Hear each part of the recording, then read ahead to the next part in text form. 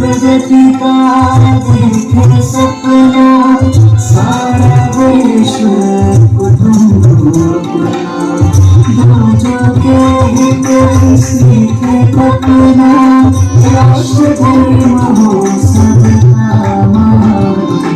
जय जय भूमि सबकी प्रगति ध्येय हमारा ज्ञान प्राप्ति मानव सेवा प्रेम हमारा नित पाए सर्वोत्तम ज्ञान। जय जय गुरुभूमि महान, जय जय गुरुभूमि महान। देवभूमि का गौरव सरस्वती का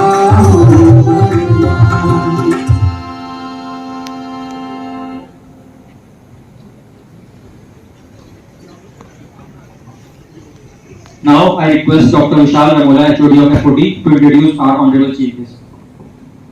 Chief Guest occasion, Dr. B.K. Sanjay, my faculty colleagues and dear students. Normally, we are having this induction program since last 7 days or so. I don't introduce any speaker. Normally, it is being done by the anchors only. But today, I thought that I must introduce Dr. Sanjay to you myself. You can Google his profile, you will get to know so many things. But one thing which I must tell you about Padma Shri Dr. Sanjay ji, you not have many opportunities to meet a Padma Shri in your life. It is a rare opportunity. In fact, a rare opportunity for all of us. So you must feel yourself fortunate that you are in front of a person who has got Padma Shri. Now we need to see where and how and which area he got this Padma Shri. That makes him more special. This is the area that is medical plus his social contribution to the society.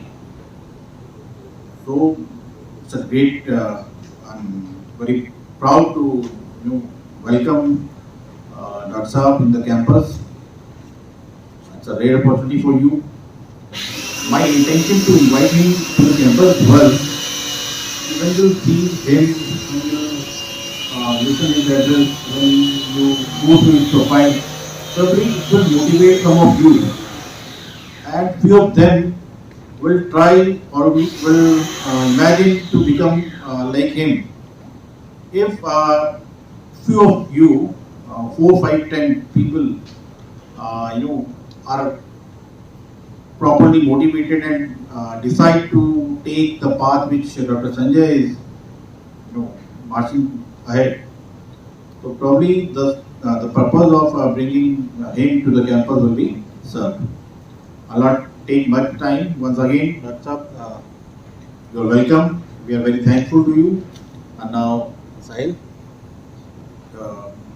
go ahead with the proceeding. Mr. Recipient, Professor Bhupendra Kumar Singh Sanjay, is a world-renowned orthopedic surgeon from Dehradun, who has given his distinguished medical and social services to people by saving hundreds of lives and limbs inflicted with trauma and tumors, whose names have been recorded in Guinness Book of World Record and Limca Book of Records for his outstanding surgical achievements in India, and International Book of Records for his outstanding social achievements. Dr. B.K. Sanjay is born on 31st August 1956 in a rural and remote area of Bundelkhand in India. Dr. Sanjay has received his basic orthopedic education and training from India and higher orthopedic training and fellowships from abroad. In the past, he has worked as Associate Professor in PGI Chandigarh and Professor and Head of the Department at Himalayan Institute, Jolly Grant, Dehradun, India. He has presented more than 100 papers in various national and international conferences and published his academic work in top-rated indexed international journals. He has been honored to deliver lectures at universities in the Department of Orthopedic Japan, Australia, New Zealand, Singapore, USA, and Malaysia. He is the former president of Uttaranchal State Chapter of Indian Orthopedic Association and a member of NAMS and fellow at IMSA. He has been advisor to state and Union Public Service Commission selection boards and member of experts committee of Hemati Nandan Barguna, Garhwal University, Srinagar.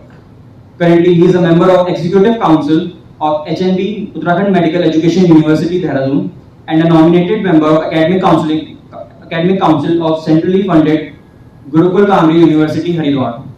He is a multifaceted personality who is renowned in his medical as well as social works. He has been honored for his distinguished services to the humanity by various professional and social organizations like SICOT Foundation France Award in 1996, Dr. Durga Prasad Lokpriya Chikitsak Puruskar 2002, Uttarakhand Ratna 2002, Uttaranchal Gaurav 2003, Vishwa Ratna Dr. Ambedkar Kirti Samman 2023, Uttarakhand Ratna 2023, Inspiring Orthopedicians of India 2023. On November 9, 2021, Dr. Sanjay has been honored with Padma Shri Award, 4th highest civilian award of Republic of India, by President of India in Rashtrapati Bhavan, New Delhi, for his distinguished medical services. Polio and cerebral palsy are common causes of paralysis and disability in children in our country. He is regularly giving his services through free camps for these disabled patients and has done more than 5,000 operations in polio and CP children and made their life better through her health camps in both urban and hilly areas of Uttarakhand, Himachal Pradesh and Uttar Pradesh to serve the poor and needy, which had been recorded in the Indian Book of Records in 2017.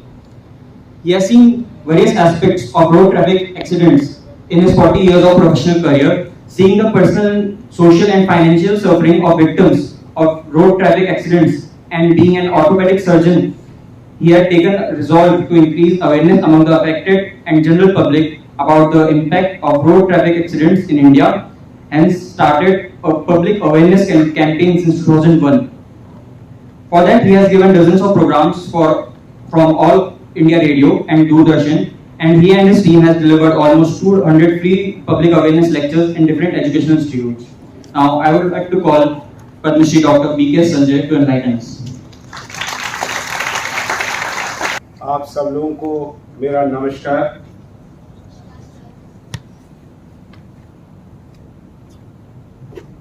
ये आज की photo नहीं है, बहुत पहले की photo है जब मैं यहाँ पर एक बार आया हुआ था। ये लगभग आज से 2018 की बात है जब मैं, क्योंकि जैसा कि आपने अभी इंट्रोडक्शन में सुना, मैं रोड सेफ्टी के ऊपर बहुत काम करता रहता हूँ और पब्लिक अवेयरनेस देता रहता हूँ। और जब सोचा कि ये सही जगह होगी तो इसीलिए आपके जो वाइस चांसलर पहले वाले थे चौधरी साहब, उनके पास आया हुआ था, तो उन्होंने फिर अपने माध्यम से पूरे जो आसपास की जितनी यूनिवर्सिटीज़ हैं या जो आपके कॉलेजेस जुड़े हुए उस समय से, मैं सबसे पहले तो कल जो घटना घटी वो एक ऐसी घटना है कि जो शायद, जैसे मैं कहूँ, ये 50 साल पहले घटना घटी हुई थी 1969 में। आप लोगों को याद है वो क्या चीज थी? कुछ लोगों को तो याद होगा। चंद्रमा पे सबसे पहले आदमी पहुंचा हुआ, वो 19 जुलाई 1969 था। मैं 9th क्लास में पढ़ता था। और अपने देश में, जबकि अमेरिका में 19 होती है, तो अपने यहाँ पर वो 20 जुलाई थी। और आज समझिए लगभग 50 साल के बाद जो उन्होंने सोचा था वो हमने कर दिखाया।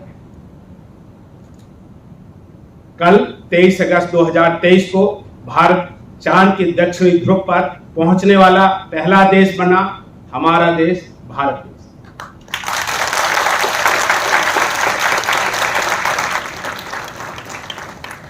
मैंने पहले भी ट्वीट करके, और जो हमारे पास सोशल मीडिया के जितने भी प्लेटफॉर्म हैं उन सब से इसरो के सभी वैज्ञानिकों को बधाई दी, और आपके मंच से भी फिर मैं इसरो के सभी वैज्ञानिकों को बधाई देता हूं।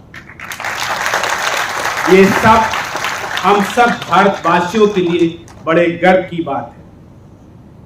और ये जो घटना जो आप फोटो देख रहे हैं, ये हमने अपने यहाँ पे ही एक प्रोग्राम किया हुआ था, क्योंकि मैं बहुत इस बात से इंतजार कर रहा था। और सच में जैसे सबके होती है, आपके होती है, जब परीक्षा का परिणाम आता है तो कहीं ना कहीं से आप कितने भी होशियार हो और आपको ये लग जाए कि मैं पास हो जाऊंगा, तो आपको पास होने की चिंता नहीं रहती, तो ये लगता है कि परसेंटेज कितना आएगा। यदि आप सोचे कि विद इन 10 है तो आपको ये लगता है कि मेरा नंबर 10 आएगा या 8 आएगा, 7 आएगा, 6 आएगा।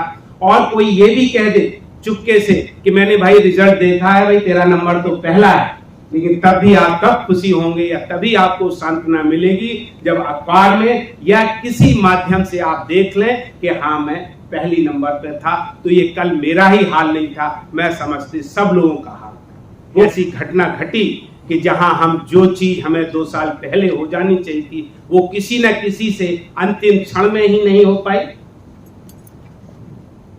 और जो हमारा व्हीकल पहुंचा वो वहां पर गिर गया था। तो सबसे यही लगता था भाई खड्ड तो हैं, और हमें भी लगता था यार खड्ड है, क्या ऐसा नहीं हो सकता था कि जेसीबी जैसे चलते हैं कि पहले प्लेन कर दिया जाता और फिर विक्रम को लैंड कर दिया जाता। तो कल मैं अपने बेटे से और लोगों से बात कर रहा था कि यदि ऐसा हो जाता तो कितना अच्छा होता।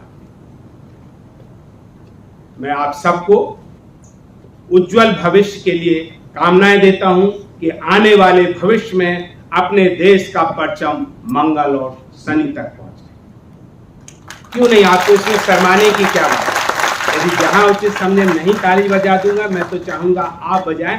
और ये हो सकता है कि मैं जैसा व्यक्ति इसका साक्षी ना बनूं शायद, और कि कह नहीं सकते कि बहुत जल्दी हो जाए, हमारे ही लाइफ टाइम में हो जाए, लेकिन मुझे पूरा विश्वास है आपके लाइफ टाइम में ये घटना पक्का हो जाए कि कभी ना कभी हमारे यहाँ का यंत्र ही नहीं व्यक्ति भी मंगल पर राज करेगा। और मैंने नाम और ये जो आपको भाषण दिया उसको हिंदी क्यों रखा गया है, और आपने सुना है मंगल और शनि हमारे यहाँ कितने महत्वपूर्ण माने जाते हैं।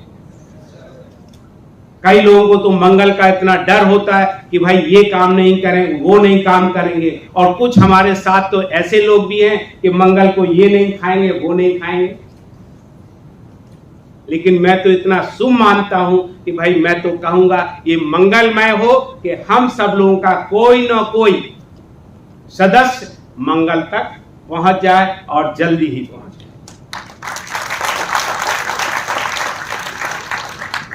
मैं अब चूंकि ये घटना कल ही घटी तो ये स्लाइड आपको जोड़ी गई थी, अब ये उसी का है। मंच पर बैठे हुए सभी अतिथियों का, खास तौर से विशाल जी का, मंच के सामने बैठे हुए आपके अध्यापकों का, और सभी छात्र छात्राओं, पत्रकार बंधुओं, भाइयों बहनों को मेरा हाथ जोड़कर नमस्कार। अभी हमारा देश आजादी के अमृत महोत्सव के जश्न में डूबा हुआ है। मैं आप सब लोगों को 77वें स्वतंत्रता दिवस की बधाई एवं शुभकामनाएं देता हूं।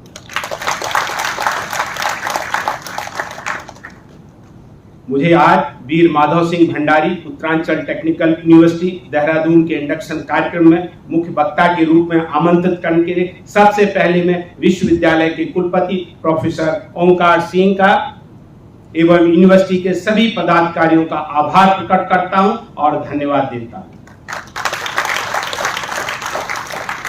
मुझे यहाँ लाने में डॉक्टर विशाल रमोना ने सूत्रधार का काम किया, उसके लिए मैं डॉक्टर विशाल रमोना का विशेष तौर से आभारी हूँ, आभार करता हूँ।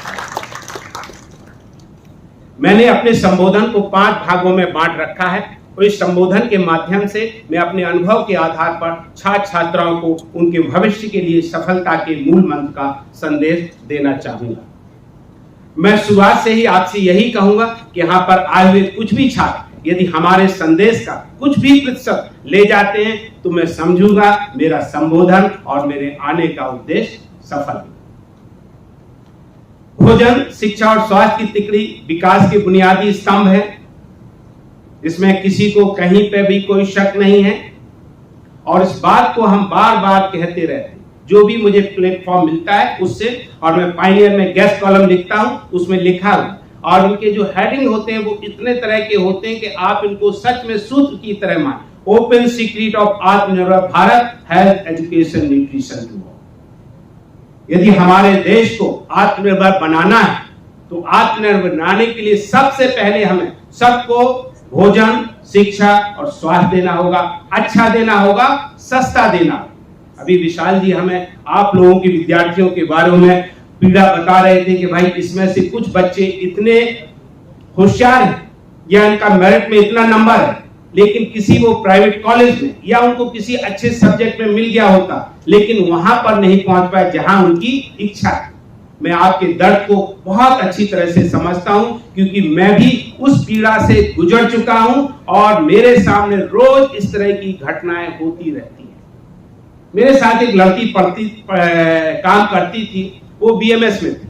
आज भी मैं उसको बहुत अच्छी तरह से जानता हूं और हमारे परिवार की सदस्य भी है और मैं बार बार उससे बात करता है। वो कहती थी, सर सच में वो बहुत होशियार थी। कहती मेरा मेडिकल में नंबर तो आ गया था, लेकिन मेरे पिताजी ने मेडिकल में एडमिशन नहीं दिला पाया। वो क्यों? क्योंकि पिताजी कोई बहुत गरीब नहीं थे, बैंक में, स्टेट बैंक इंडिया में वहां पे किसी अच्छी पोस्ट पे काम कर रहे थे, जो आज मैनेजर से रिटायर्ड हुए, लेकिन वो भी उस बच्चे की फीस मेडिकल कॉलेज की नहीं दे पाए।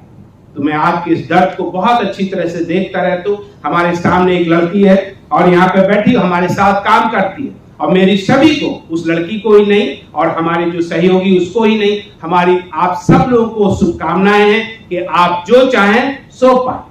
लेकिन इस बात का ध्यान रखिएगा कि यदि आपको जो चाह रहे हैं वो ना मिले, तब आपके पास हमेशा प्लान बी रखना चाहिए। वो क्या है? जो मिल जाए उसी को अच्छा कहने लो। उसका मैं साधारण सा उदाहरण देता हूं। आपके घरों में सबके साथ ऐसा हुआ। मैं इसको गारंटी से कह सकता हूं कि आपके माँ बाप की शादियां लव मैरिज तो नहीं रही होंगी, नहीं, लेकिन कभी आपने देखा कि आपके पापा आपकी मम्मी को उतना प्यार नहीं करते हैं? या कभी आपने ये देखा हो कि मम्मी आपके पापा को उतना प्यार नहीं करती है जितना आज हम आप दर्शाते हैं? अरे भाई, ऑलवेज वी से आई लव यू, लेकिन यहां पे आई लव यू के सामने आपने कभी देखा है? खाने के दांत और दिखाने के और। ऐसी घटनाएं मैं बहुत देख चुका हूं। मेरे साथ एक सहयोगी लड़की थी, उसके साथ भी यही हुआ।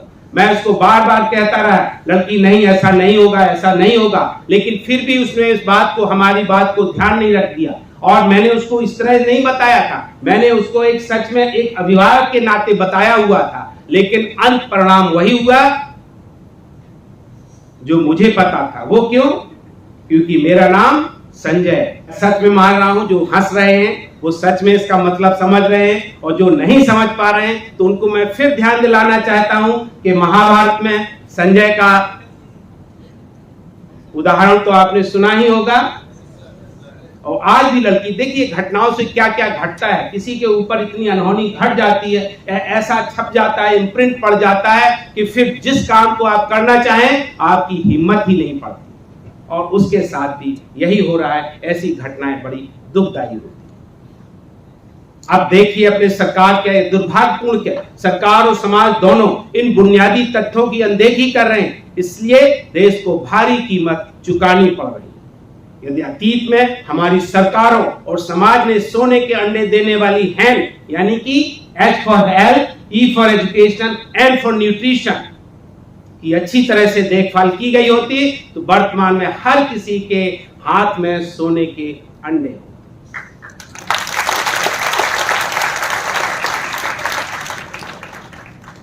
यहां पर मैं किसी और का नहीं बल्कि अपने ही अनुभव से अपना ही उदाहरण देना चाहूंगा। मैं जन्म के बाद मेरे माता पिता ने मुझे भरपेट भोजन दिया, जिससे मैं जीवित रहा।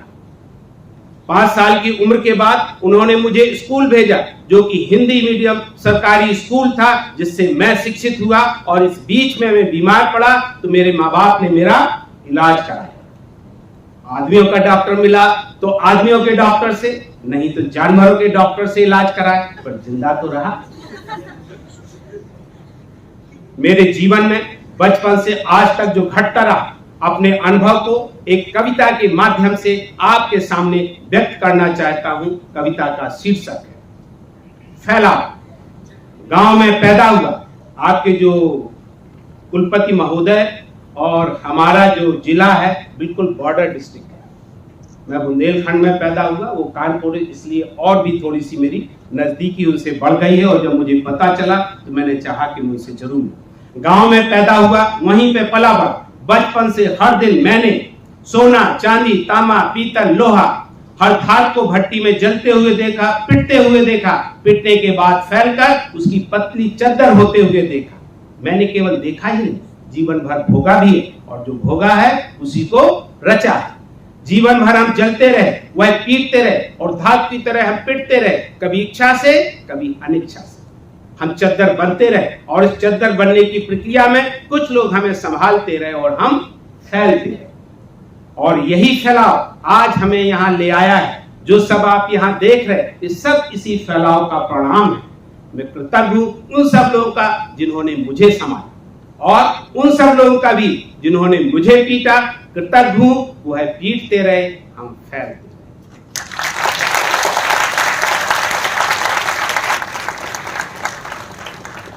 तो इस कविता से आप यही संदेश लीजिए कि लोग आपके चारों तरफ, ये बहुत मुश्किल होता है कि हर किसी के पास कंड्यूसिव इन्वायरमेंट हो, या हर समय आपके पास अनुकूल परिस्थितियां हो। उसके कारण मैंने पहले भी बताया, खास तौर से मैं आप लोग यंग है, लड़की लड़कियां हैं, जो कि आप लोग अभी उस वेंचर में जाने वाले हैं जिनके अभी आप सपने देख रहे हैं, लेकिन आपने हकीकत का अंदाज भी नहीं लगाया। मैं एक आपको घटना बताता हूं। आप किसी घर में गए, और हो सकता ननद वो आपके रंग की ना मिली हो,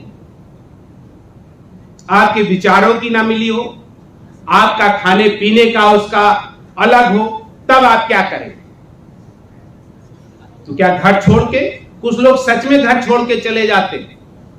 आपको लगता है ये सही निर्णय है? कितने लोग इस निर्णय से सहमत होंगे? क्या हाथ उठाएंगे? कोई नहीं, आप बिल्कुल सच हैं। किसी को घर छोड़ के नहीं जाना चाहिए। क्यों? क्योंकि इसकी क्या गारंटी है? वो ननद जिसको आप गलत कह रहे हैं, क्या पता दूसरी नजर सच में सूप न खा मिल जाए तब। इसलिए है, जो भी परिस्थितियां हैं उनसे लड़ने की कोशिश कीजिए, संघर्ष करने की कोशिश कीजिए, और यदि नहीं कर सकते हैं तो संघर्ष भी बहुत अच्छा हल नहीं है। सबसे अच्छा हल है वो है समझौता। क्योंकि हम हर स्थिति में, परिस्थिति में, हम हर समय कहीं ना कहीं किसी न किसी से समझौता ही कर रहे हैं। और मैं चाहूंगा कि आप इस समझौता वर्ड को भी एक मूल मंत्र के साथ अपने साथ ले जाएं। मैं आपके अध्यापकों को बता रहा हूं, ये घटना बिल्कुल सच है। मैं पीजीआई चंडीगढ़ में प्रोफेसर था। हमारे एक सीनियर प्रोफेसर थे, वो हमसे 15 साल बड़े थे। तो वहां पे क्या था कि डिपार्टमेंट में से 4 लोग होते थे, एक असिस्टेंट प्रोफेसर, एक एसोसिएट प्रोफेसर, एक एडिशनल प्रोफेसर और एक प्रोफेसर। अधिकांशतः डिपार्टमेंट में 4 लोग होते थे, और कुछ असिस्टेंट प्रोफेसर अपने आप को इतना समझने लगते हैं कि उन्हें तो प्रोफेसर से ज्यादा आता है। ये सच है, और आता भी है। तो उनको ये लगने लगता है कि यार मैं भी प्रोफेसर हेड बन जाऊं। तो उन्होंने ये कहा करते थे कि संजय, एक ही इसमें हालात होती है, लोगों को मैं हमेशा कहता हूं कि वो सीट तभी खाली हो सकती है 2 ही शर्तों पर। वो क्या? एक शर्त तो ये है कि वो छोड़ के चला जाए, मतलब डिपार्टमेंट छोड़ के चला जाए, और दूसरी शर्त ये है कि वो दुनिया ही छोड़ के चला जाए। अब आप बताइए, क्या उनके हाथ में ये दोनों चीजें हैं? नहीं। तो इसलिए आपको समझौता ही करना चाहिए। आज मैंने जो आपको बताया कि भोजन, शिक्षा, स्वास्थ्य का कितना महत्व है और उससे क्या कर सकते हैं, आप उसको देखिए। क्योंकि आज मैं जीवित हूं, शिक्षित हूं, स्वस्थ हूं, इसलिए मैं यहां पर आपके सामने हूं। परिवार की देखभाल कर रहा हूं, अपने कार्य से समाज की सेवा कर रहा हूं, और अपने ढंग से राष्ट्र निर्माण में अपना योगदान दे रहा हूं।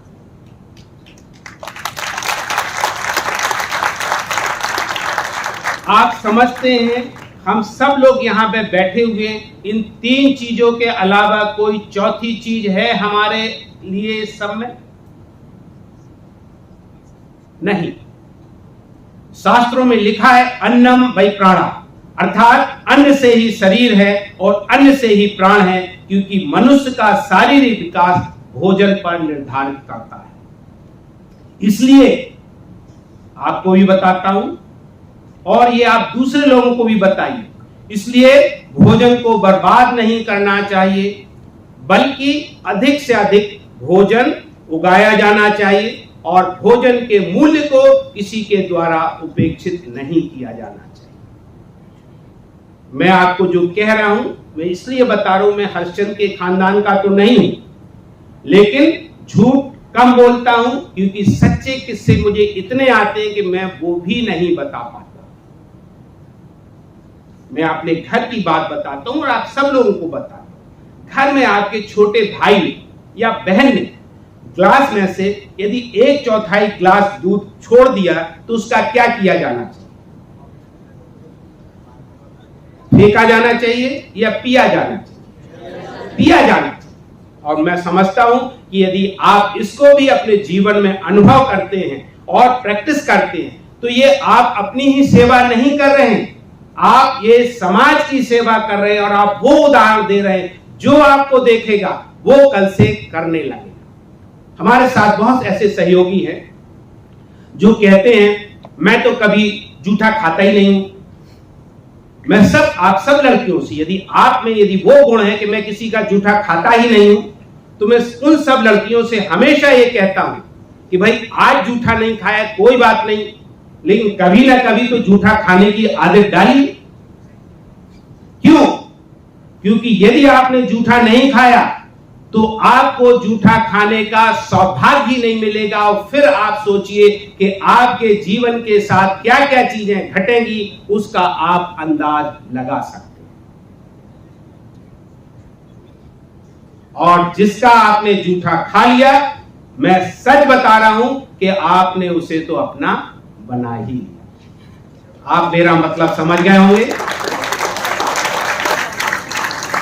आमिर खान की एक पिक्चर थी, आपने देखा, नाम अंदाज अपना अपना। एक कप चाय मंगाता है और पीता नहीं, चाय मंगाओ चाय मंगाओ चाय मंगाओ, और उस चाय को खुद पीता भी है और पैसे कभी नहीं देता। पैसा वही देता है जो दूसरा देता है, शायद उसमें सलमान खान। तो कहता है पीने के बाद जूठा पीने से प्यार करता है।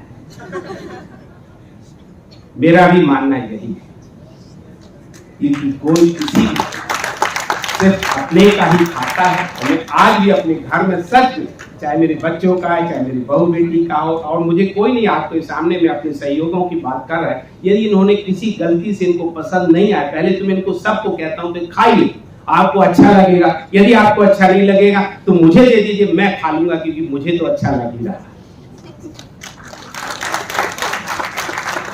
लेकिन देखिए आज इसके विपरीत हमारे देश में हर साल गोदाम में लाखों टन अनाज नष्ट हो रहा है और हर दिन टन पका हुआ भोजन बर्बाद हो रहा है, जबकि लाखों लोग भोजन की कमी के कारण मर रहे हैं। ये पिक्चर देखिए आप, 1 2 3 4 लोग हैं और मेज भरी हुई है, लगता है कहीं जगह ही नहीं। और ये देखिए दूसरी जगह पे एक बच्चा भोजन को कूड़े से तलाश कर रहा है। आपको बताऊं ये घटनाएं कहीं होती या नहीं होती हैं, but it happens only in. आपको लगता है ऐसा होना चाहिए? तो हम चाहेंगे कि आप अपने ढंग से इस चीज में जितना बदलाव ला सकते हैं उतना बदलाव लाने की कोशिश कीजिए। स्वास्थ्य एक दूसरी बुनियादी आवश्यकता है। हम तभी खुश रह सकते जब हमारे पास एक स्वस्थ शरीर हो। आप ये सोचिए बच्चा क्या कर सकता है। बहुत पहले की नहीं, हफ्ते या 10 दिन की बात है, और आप सोचिए कि सर इस देश में कितनी अनभिज्ञता है। ये हमारे घर से ज्यादा 10 किलोमीटर दूर रहता है। अभी विशाल जी ने मेरे बारे में कहा था, डॉक्टर साहब आपके बारे में तो इतना अखबारों में पढ़ते रहते, इतना टीवी में देखते थे, रेडियो में देखते। मुझे कई बार दुख होता है कि ये हमारे से 10 किलोमीटर दूर नहीं है हमारे घर से। जो आपको जो शिव मंदिर है शायद इसके ऊपर ही बताती है, लोगों को पता नहीं चलता। और ये बच्चे की उम्र अंदाज लगा सकते कितनी है? 5 साल बता रहे, लेकिन ये 10 साल का है। इसकी 5 साल की बहन है, वो इससे बड़ी लगती है। इसकी हर शरीर में जो अभी आप भोजन की कमी का कारण है, इसको विटामिन डी की कमी है, जिसको रिकेट्स कहते हैं। अब ये न्यूट्रिशनल हो सकती, मानी कि उसको दूध और कैल्शियम नहीं मिला है, या एक कई बार किडनी की शिकायत हो जाती है कि जिसमें ये विटामिन डी एब्जॉर्ब नहीं कर पाते हैं, कैल्शियम को एब्जॉर्ब नहीं कर पाते, वो इसके इन्वेस्टिगेशन के बाद ही पता चलेगा, लेकिन कुछ हद तक ये न्यूट्रिशनल प्रॉब्लम है। महाकवि कालिदास अपने महाकाव्य कुमार संभव में कहते हैं कि शरीर माध्यम खलु धर्म साधन।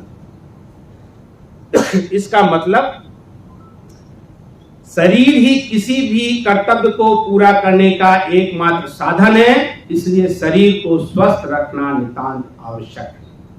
आपने जो पहली वाली फोटो देखी, आप उससे अंदाज लगा सकते हैं कि क्या कर सकते। इस शरीर की रक्षा करना और निरोगी रखना मनुष्य का सर्वप्रथम कर्तव्य होना चाहिए। कहते भी हैं कि पहला सुख निरोगी काया, जान है तो जहां।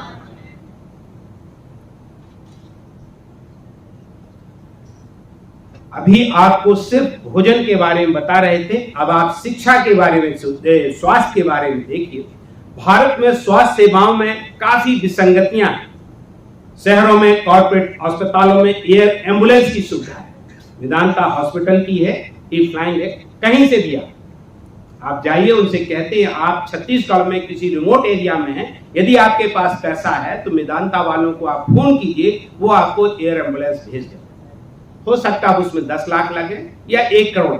यदि आपके पास 1 करोड़ है तो एम्बुलेंस, हम और आप अभी कहें इनको कि हमारे यहाँ साहब ये प्रॉब्लम आ गई और करना चाहते हैं, यदि आपने पैसे दे दिए, चाहे आप मजाक में ही बुला ले, बुला सकते हैं, क्योंकि उन्हें ये नहीं देखना मरीज है या नहीं, उन्हें सिर्फ पैसा दे। मरीज आए खाली आए, 1 करोड़ तो मिल गया ना, दैट इज। उसके आप अपोजिट देखिए, जबकि ग्रामीण और दूर दराज के क्षेत्रों में मृतकों को ले जाने के लिए कोई वाहन भी नहीं है। आपने अखबारों में पढ़ा होगा, ये अपनी पत्नी का, ये कोरोना के टाइम की बात नहीं है, इससे पहले की बात है कि इसको कोई मोटर की सुविधा नहीं है और पत्नी को अपने पास ले जाओ कई kilometre. It happens only in India. Mass media में इस तरह की जो खबरें हम आपको बता रहे थे, वो आप कई देखें। तीसरी चीज है शिक्षा। शिक्षा हम सबके मानसिक और आर्थिक विकास का आधार है। शिक्षा से ही हमें रोजगार मिलता है और रोजगार से ही आर्थिक स्वतंत्रता और राष्ट्रीय विकास होता है। अब सब लोग यहाँ पे पढ़ रहे, उसका उद्देश्य यही है कि रोजगार मिले। अब रोजगार के बारे में आपको बताते हैं क्या हो। मैं इसको स्ट्रांगली मानता हूं, education the way to employment, financial independence and the national growth. जब तक बिना पढ़े लिखे लोग रहेंगे, जिसको मैं ये नहीं कहता हूं उसके दूसरे ढंग से ले, तो पढ़ने के बाद क्या होता है, यदि आप आज अपने घरों में काम करने वालों को, माँ बाप को, रिश्तेदारों को, मेट को, ड्राइवर्स को बताएंगे कि कल हमारे यहाँ से विक्रम लैंडर चांद पे पहुंच गया, मैं आपको इस बात के लिए दावे से कह सकता हूं, कुछ लोग ये कहेंगे मैं बेवकूफ हूं, पढ़ा लिखा नहीं, तो आप मुझे बेवकूफ बना रहे हैं। वो ऐसा कह सकते हैं आपके बारे में। क्यों? क्योंकि शिक्षा है वो एक ऐसी चीज है, ब्रेन का होराइजन बढ़ाती है। होराइजन का मतलब समझते हैं, क्षितिज को। यदि हम यहाँ हैं तो हम इसी चीज को देख रहे हैं, यदि हम छत पे जाएं तो और कुछ चीजों को देख लेंगे, और हम टॉप पे जाएं तो शायद मसूरी भी दिख जाए, और कहीं हम विक्रम लैंडर के साथ गए होते तो पूरी पृथ्वी ही दिख रही होती हमें। तो ये है शिक्षा का महत्व। लेकिन भारत में सबको शिक्षा नहीं मिल रही है, यदि मिल रही है तो इतनी अच्छी नहीं जितनी मिलनी चाहिए।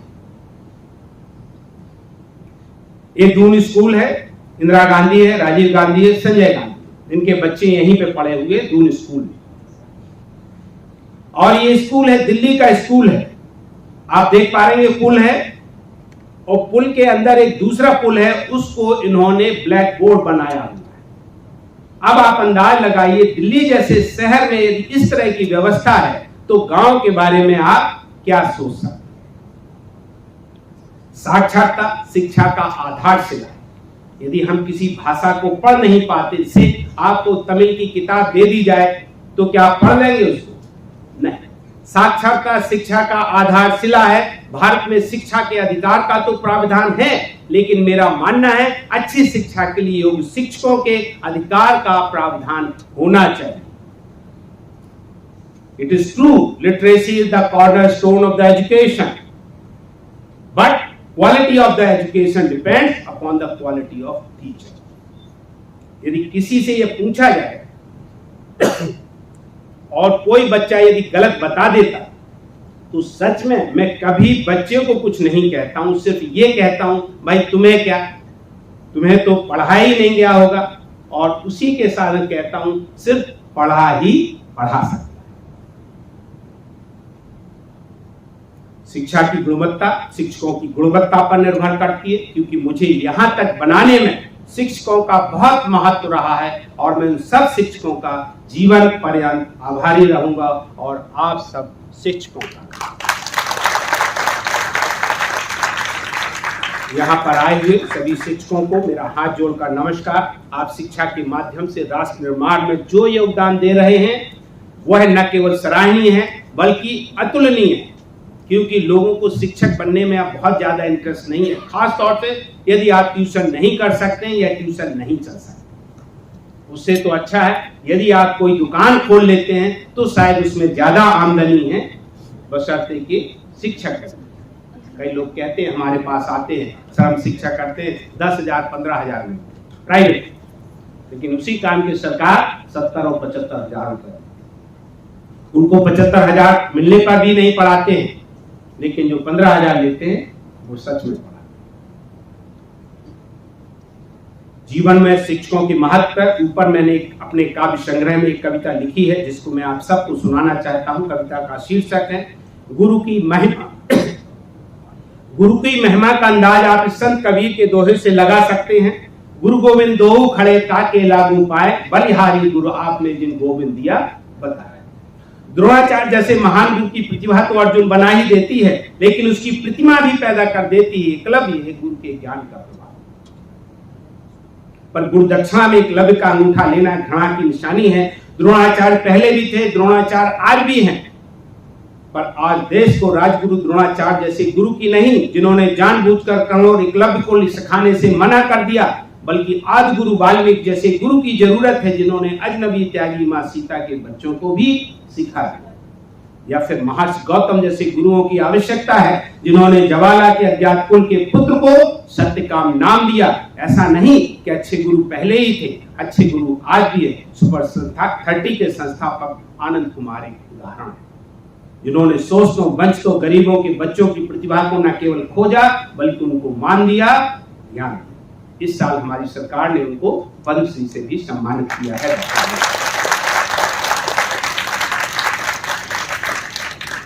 मेरा मानना है कि अगर हर किसी को ये तीनों चीजें यानी कि भोजन शिक्षा स्वास्थ्य मिलती है तो हर कोई स्वस्थ खुश और सक्षम होगा और राष्ट्र निर्माण में अपना उचित योगदान दे सकेगा। राष्ट्र निर्माण का काम किसी व्यक्ति विशेष का नहीं बल्कि हम सब भारतवासियों का है।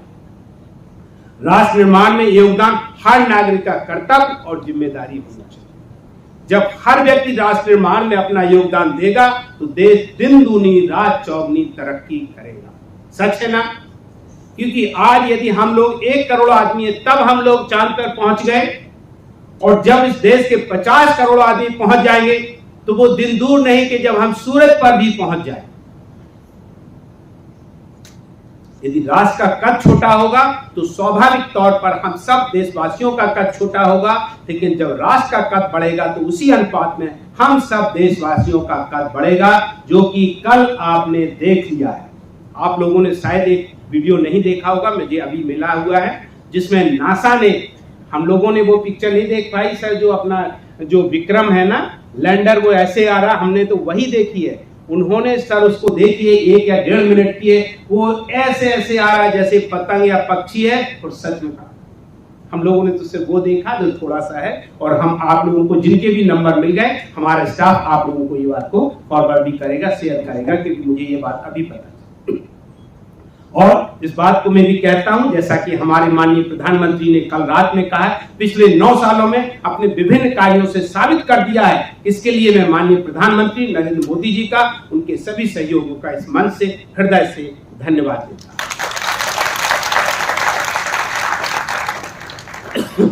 देखिए, जब हमें खाने को, जैसे हम लोग वो सौभाग्यशाली हैं कि हमें जरूरत से ज्यादा मिलता है, लेकिन हम लोगों को इस बात का भी ध्यान रखना चाहिए, eat lace work more for the healthy and happy. लड़कियों ने तो सच में, बहुत लोगों को जानता हूं जिन्होंने तय कर लिया है 2 ही रोटी खाती हैं। उनका मानना भी सही है, कहीं 2 से 4 रोटियां खा ली और वजन 50 की जगह 75 हो गया तो हाँ, प्रॉब्लम तो होती है।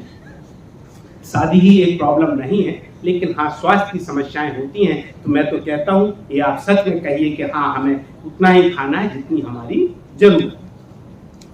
हम सभी को अपने काम से ही राष्ट्र निर्माण में योगदान देना चाहिए, और मेरी राय से हम सबकी पहचान काम से होनी चाहिए, ना कि जाति, पंथ, धर्म, लिंग या क्षेत्र से।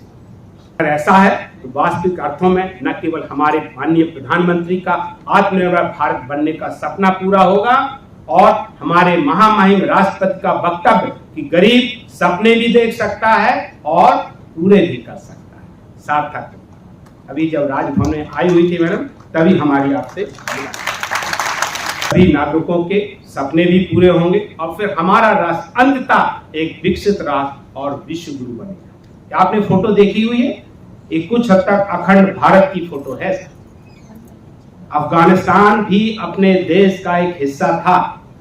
पाकिस्तान के बारे में तो हम और आप सब जानते हैं। सच तो यह है कि जो व्यक्ति स्वास्थ्य, शिक्षा और भोजन के मूल्य को, इस रहस्य को जानता है, उसे न केवल शारीरिक, मानसिक और वित्तीय समृद्धि मिलती है, बल्कि उसे खुशी मिलती है और उसकी प्रसिद्धि चारों ओर फैल जाती है। दांतों से आपको नहीं पता चल रहा कि खुश हैं?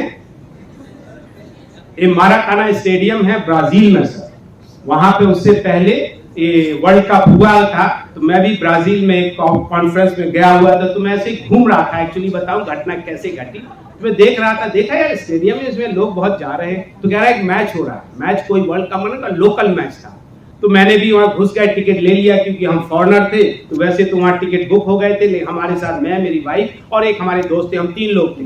तो वहां पे गए तो बताया हमारे दोस्त ने, उसने कहा कि भाई हम लोग बाहर से आए और हमें भी घुसने क्या था, टिकट बुक हो गए। तो उसने किसी न किसी तरह से हम लोगों को टिकट दिया, तो मैंने भी खुशी इसलिए इजहार की, उसके कई कारण है, फोटो भी दिखाने का है कि वैसे तो अपने देश में इतना हमें शर्ट उतारने का मौका भी नहीं मिलेगा ना, क्योंकि वहां पे मुझे अपोज करने में मेरी वाइफ थी। वो कह रही अरे सब पर, अरे भाई हमने कहा जब सब लोग उतार रहे हैं तो हमें क्या शर्म है, और इसे किसी को पता कौन सा चल रहा है कि ये तुम्हारे ही पति है।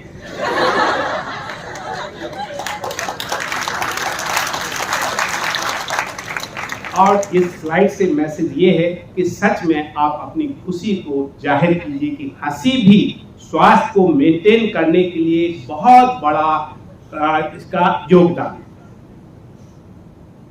और इसी कारण से, जैसे मैंने कहा कि स्वस्थ हूं, शिक्षित हूं। आप लोग इस फोटो देखिए, मोदी जी का व्यक्तित्व देखिए, इस फोटो में आपको नहीं देखता है कि मैं और मोदी जी पुराने दोस्त रहे हों, जबकि आपको सच बताऊं ये मेरी पहली और आज तक तो अंतिम मुलाकात है। भाई भाई लग रहे बोल रहे। हाँ, एक मैंने दाढ़ी बनाई हुई थी, उसमें भी है। तो ये मोदी जी का व्यक्तित्व की फोटो में इसलिए दिखा रहा है कि जैसे मोदी जी है, किसी को भी अपना बना लेते हैं, तो यही हम समझते हैं हम लोगों में भी यही व्यक्तित्व अपने आप में विकसित करना चाहिए कि हम भी किसी को भी अपना बना। ये हर्षवर्धन जी हैं, हमारे बैचमेट भी हैं, हेल्थ मिनिस्टर भी रहे हैं, और यहाँ पे जो ये नारायण सेवा संस्थान है, इसमें महाकुंभ में मुझे इन्होंने सम्मानित किया था। इंडियन ऑर्थोपेडिक एसोसिएशन मुझे फेलिसिटेट किया था ये गोवा में। ये देखिए डॉक्टर साहब का जो अभी आपको डॉक्टर विशाल ने बताया हो कि पद्मश्री से मिलना, ये सच है। डॉक्टर साहब कहते पद्मश्री तो बहुत सुने, लेकिन कभी मैंने छुआ नहीं। तो मैंने कहा डॉक्टर साहब ये मौका है, आप छू लीजिए, क्योंकि मैं एक ऐसा दोस्त हूँ अपने दोस्तों का, और मैं कई दोस्त श्री को छूते नहीं है, तो मैं उनको प्रोवोक करता हूं कि आज मौका मिला है भाई, श्री में हाथ लगाएं।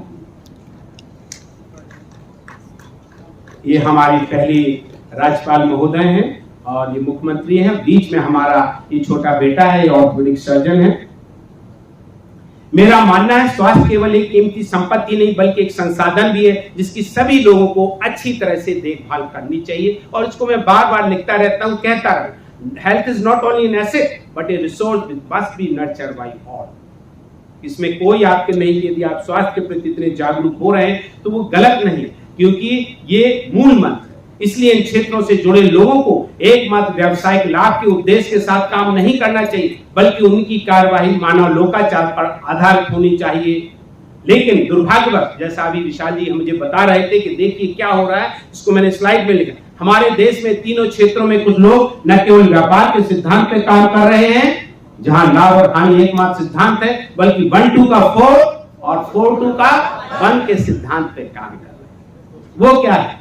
जहां अधिकांशतः सेवाओं देने वालों को 1 रुपए कमाना चाहिए लेकिन 4 रुपए कमा रहे हैं, और जहां 4 रुपए लगाना चाहिए वहां 1 रुपए लगा रहे हैं। कोई भी समझ सकता है यह सिद्धांत कितना असमान है और इससे समाज में कितनी विसंगतियां और विकृतियां पैदा होंगी, इसका आप लोग अभी अंदाज ही नहीं लगा रहे हैं। और डॉक्टर विशाल जी मुझे वहां भी कह रहे थे कि साहब इतना बढ़ता जा रहा है, एक क्लास तो इतना बढ़ता जा रहा है जिसके पास पैसे अथाह हैं, तिजोरी में भरने की जगह नहीं है उनके पास, वो अपना पैसा बिस्तरों के गोदामों में भर रहे हैं। कुछ लोग तो आपने ये देखा होगा कि बोरे के बोरे नोट जो हैं कहीं स्टोर में पड़ रहे हैं जिनको दीमक खा रहे हैं। उनके यहां देखिए दीमकों को भी कितना सौभाग्य है कि उनको नोट खाने को मिल रहे हैं, और कुछ लोगों के लिए इतना दुर्भाग्य है कि उनको रोटी भी खाने को नहीं मिल रही। अनगिनत अध्ययनों के आधार पर विश्व स्वास्थ्य संगठन दावा करता है कि जो राष्ट्र सार्वभौमिक स्वास्थ्य देखभाल में निवेश करते हैं वे अपने मानव संसाधन में एक ठोस निवेश करते हैं। मेरी राय में माननीय प्रधानमंत्री जी मोदी जी के नेतृत्व में भारत सरकार द्वारा शुरू की गई आयुष्मान भारत स्वास्थ्य योजना, अभी हम एड में भी देख रहे थे, 8 लाख लोगों ने इसका फायदा ले रखा है। आयुष्मान भारत स्वास्थ्य इंफ्रास्ट्रक्चर योजना, आत्मनिर्भर स्वस्थ भारत योजना न केवल गरीबों और जरूरतमंदों के लिए बल्कि पूरी देश की स्वास्थ्य सुविधाओं में सुधार करने में एक मील का पत्थर साबित होंगी, और ये हो रही है। ये तो मैंने बहुत पहले लिखा हुआ है। इसके अतिरिक्त भारत सरकार ने चिकित्सा शिक्षा के शुल्क ढांचे को कम करने का एक निर्णय कि सभी निजी मेडिकल कॉलेज की सभी सीटों में से 50% केवल सरकारी मेडिकल कॉलेज के बराबर फीस ले सकते हैं। दूसरा, पूरे देश में एम्स के नेटवर्क को बढ़ाने का, और तीसरा फैसला हर जिले में एक मेडिकल कॉलेज विकसित करने का एक सराहनीय निर्णय है। मैं सब जॉली ग्रांट में था तो मैं लोगों से कहा करता था कि मैं अब तक उस समय तक भी 20-25 कंट्री घूम चुका था और समझता हूं कि शिक्षा की वैल्यू कितनी है, क्योंकि मैं खुद भुक्तभोगी हूं तो मैं समझ सकता। मैं उस समय कहता था कि हर डिस्ट्रिक्ट में एक मेडिकल कॉलेज बनना चाहिए, तो लोग मजाक उड़ा करते थे, इतने डॉक्टर हो जाएंगे। अरे भाई, यदि आप बात करें कि कितने डॉक्टर हो जाएंगे तो आप डाटा देखिए, आज हर आदमी बीमार है या नहीं है किसी न किसी ढंग से, और इलाज कौन करेगा? डॉक्टर ही कर सकता है, और वो भी जो शिक्षित हो, नहीं तो वे झोला छाप ही इलाज करते रहे। यदि उन्हें लागू किया जाता है तो यह भारत में स्वास्थ्य सेवा क्षेत्र में अतुलनीय बदलाव लाएगा। मेरा मानना है बढ़ती हुई जनसंख्या हमारे देश की सभी समस्याओं का मूल कारक है। देश में फैला हुआ अनुचित तनाव, प्रतियोगिता, संघर्ष इसी की देन है। ये मैंने जानबूझ के आप लोगों के लिए भी रखी हुई है। आप लोग राष्ट्र निर्माता हैं, आप अपने ही उदाहरण दूसरों को देंगे, इसीलिए लिखा overpopulation leading to undue stress, competition and conflict. आज आपसे देखते हैं सीट 50 हैं, बढ़ने वाले 5 लाख हैं। आपने बहुत से अखबारों में पढ़ा होगा चपरासी की पोस्ट क्लास 4 के लिए पीएचडी वाले कर रहे हैं, या जहां एक सीट होती वहां पे 1000 लोग कर रहे हैं। आपको सर अंदाज पद्मश्री का किस्सा सुनाता हूं। हर साल पद्मश्री के लिए 50,000 नॉमिनेशन होते हैं और मिलती कितनों को है? 100 लोगों को। क्या अनुपात हुआ? अब जितने को चाहने वाले इतने लोग हैं तो स्ट्रेस होता कि नहीं? तो एवरीथिंग, जब आप किसी चीज को चाहते हो और लेने वाले बहुत ज्यादा है तो आपको स्ट्रेस भी देता है और कॉन्फ्लिक्ट भी होता है। कोर्ट क्यों चल रहा है? एक प्रोफेसर की सीट होती, दूसरे का होता नहीं, कोर्ट में चला जाता है। यदि सीट 4 हो और प्रोफेसर 2 हो तो कहां कोर्ट में जाने वाले? कहीं कोई नहीं। यह संदेश हमारे नीति निर्माताओं द्वारा सभी नागरिकों के मन में बिठा जाना चाहिए। यदि किसी चीज को एक से अधिक विभाजित किया जाता तो भागफल एक से कम होता। If one is divided by more than one, the question will be less than. ये स्लाइड है, एक बहुत अच्छी सी स्लाइड है। इसमें देखिए, बहुत छोटी पढ़ रही, देखिए सब लोगों को, बच्चों को, फैमिली के लिए 2 बच्चे सबसे अच्छे हैं, प्रेफरेबली लड़का और लड़की। आप लोगों को भी समझ लेना चाहिए और आप लोगों को बताएं। यदि एक लड़का घर में होगा तो 2 में से 1 हो जाएंगे, और एक जनरेशन में आधे हो गए, दूसरी जनरेशन में फिर आधे हो जाएंगे, तो पॉपुलेशन घटेगी या खत्म हो जाएगी? घटेगी नहीं, खत्म हो जाएगी, जैसा कि चाइना में हो रहा है। Ideal situation is the 2 baby norm पर फैमिली, प्रेफरेबली एक लड़का एक लड़की। जैसे आप अपने घर से दूसरे घर में जाती है और आपके घर में कोई दूसरा आएगा, लड़की के लिए क्या है? तो यदि पिताजी, हर माँ बाप के पास एक अपना मकान है, उसके पास काम करने के साधन भी हैं, तो यदि उसको कभी भी एक घर बना हुआ है तो उसमें जहां बहन रह रही थी वहां आपकी भाभी आ जाएगी, या उस घर में आप चली जाओगी, तो मकान की समस्या रहेगी या नहीं? नहीं। इसी तरह से यदि काम की समस्या, आपको किसी दूसरे का काम नहीं ढूंढना पड़ेगा, माँ बाप कोई ना कोई तो काम कर रहे होंगे, उसके पास उनके टूल्स होंगे, उन टूल से आपका काम चल जाएगा। हो सकता है आपकी इच्छा हो कि मैं इंजीनियर के, मेरे पिताजी इंजीनियर थे, डॉक्टर बने, तो वो ना हो, लेकिन यदि डॉक्टर नहीं बन पा रहे थोड़े दिनों के लिए, तो इंजीनियरिंग वाला काम कर लेंगे कि नहीं? तो जो माँ बाप का प्रोफेशन है उससे काम कर लेंगे और आप कंफर्टेबल रहेंगे। क्योंकि लड़ाई और परेशानियां सिर्फ इसीलिए है कि हम बहुत चीजें चाह रहे हैं, वो हमें मिल नहीं रही। So this is the ideal situation. You understand and you make understand other people is the 2 baby norm is the best. क्योंकि एक बच्चा और भी खतरनाक है, वो सोसाइटी के लिए अच्छा नहीं है। वो क्यों? क्योंकि care share is the basic need for the survival of the life. यदि एक बच्चा या एक लड़की, आप लोगों का अनुभव होगा, मैं गलत नहीं कह रहा हूं, क्योंकि एक बच्चा ने कभी केयर शेयर देखा ही नहीं है, और जब वो कहीं दूसरे घर में जाता है जहां केयर शेयर की, तो उसके लिए ये बड़ी समस्या बन जाती है। और इन बच्चों में आप देखिए, अकेले को उनको किसी दूसरों के साथ एडजस्ट करना भी मुश्किल हो जाता है। इसलिए ये 1 baby child is not a good for neither for individual nor for the society and not even for the mankind. समझ रहे हैं आप? यदि 2 में से 1 होते जाए तो एक दिन तो ऐसा आएगा जहां 0 हो जाएंगे, क्योंकि जो एक बचेगा वो क्या करेगा?